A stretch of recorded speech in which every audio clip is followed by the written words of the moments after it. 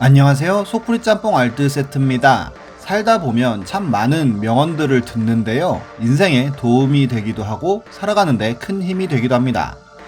전 개인적으로 박명수 씨가 한 말들이 참 많이 와닿았었는데요. 이번엔 나올 당시에는 엄청난 영향을 미쳤었지만 지금 와서 보니 완전히 뻘소리였던 역대급 잡소리들을 모아봤습니다. 그럼 한번 볼까요? 첫 번째는 아프니까 청춘이다입니다.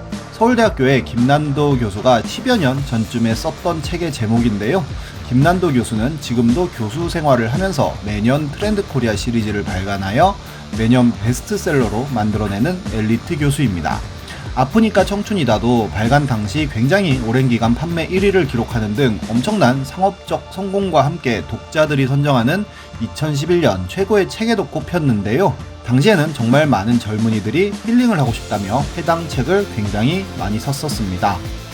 사실 책 내용은 그냥 일종의 힐링 자기계발서라고 봐도 될 정도로 아주 좋은 말들만 적혀 있는데요.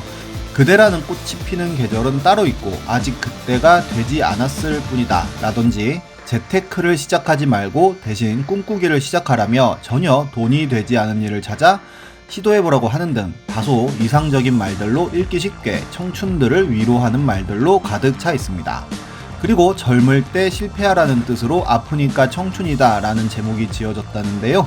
책이 처음 출간되었을 때만 하여도 힐링이 트렌드이던 시대 상황에 맞추어 사람들은 열광했지만 유병재가 조롱의 포문을 열면서 이후로는 책에 대한 호평보다는 혹평이 많아집니다.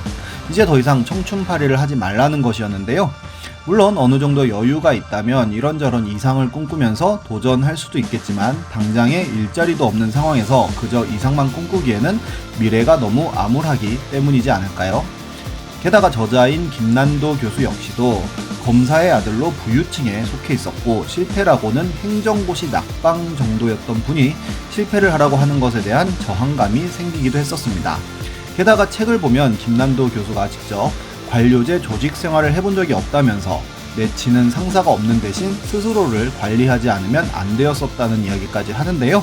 점점 제목 자체에 대한 저항감과 저자의 삶과 책 내용에 대한 모순 때문에 더욱더 아프니까 청춘이다는 비호감이 되었습니다. 이후로 1000번은 흔들려야 어른이 된다, 웅크린 시간도 내 삶이니까 등의 책으로 다시 한번 청춘을 위로하는 책을 냈지만 별점을 보면 아시겠지만 더 이상 이런 책은 통하지 않는 것 같습니다. 다음은 지도 밖으로 행군하라입니다. 이는 한비아 씨가 쓴 책인데요.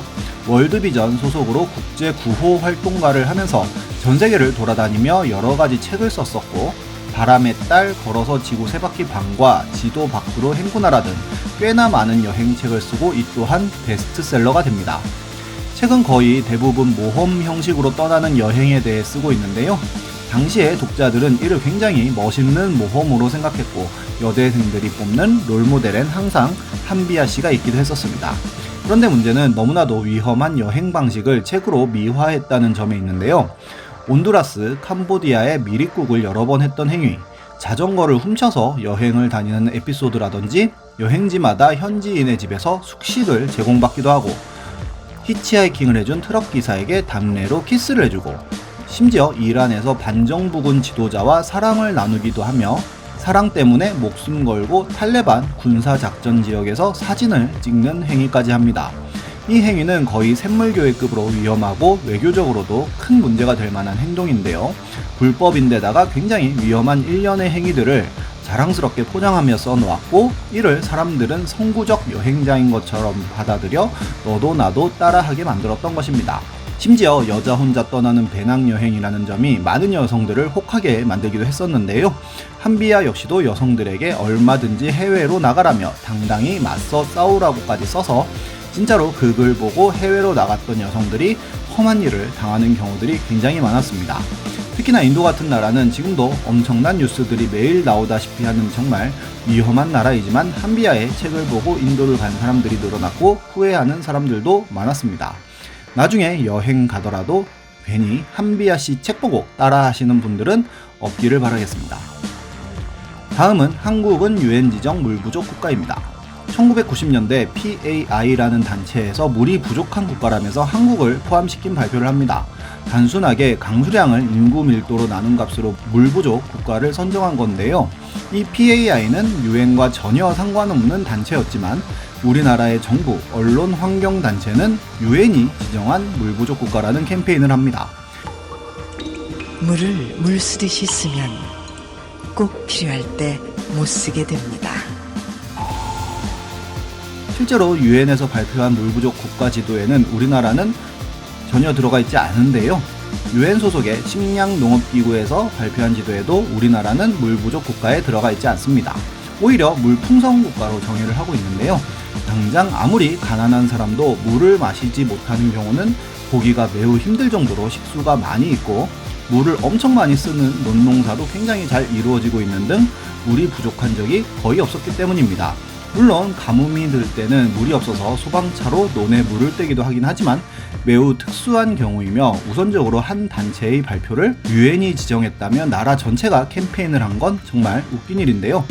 거의 매일같이 물을 아껴 쓰자는 TV 광고를 틀었었고 어딜 가나 물을 아껴 쓰자는 포스터가 붙어 있었으며 TV 등의 매체에서 물을 아끼는 방법이라며 변기에 벽돌을 하나 넣어놓는 방법이라든지 물을 받아놓고 사용을 하라는 등 굉장히 대대적으로 홍보를 합니다. 당연히 학교에서도 학생들을 대상으로 물을 아껴 쓰자는 교육을 하는데요. 물론 물을 아껴 쓰는 것 자체야 나쁜 건 아니겠지만 굳이 유엔이 지정하지도 않은 물 부족 국가를 유엔이 지정한 물 부족 국가라는 타이틀로 캠페인을 하여 큰 위협이 아닌 물 부족을 너무나도 과장하여 국민들한테 공포감을 심어준 게 아닐까 싶네요. 당연히 물을 생각 없이 많이 쓰는 건 지양해야 하겠지만 굳이 너무 아끼기 위해 스트레스 받을 필요는 없을 것 같습니다. 지금도 참 많은 명언과 캠페인들이 있는데요. 나중에 어떤 말들이 뻘소리로 드러날지 기대가 됩니다. 지금까지 속풀이 짬뽕 알뜰 세트였습니다.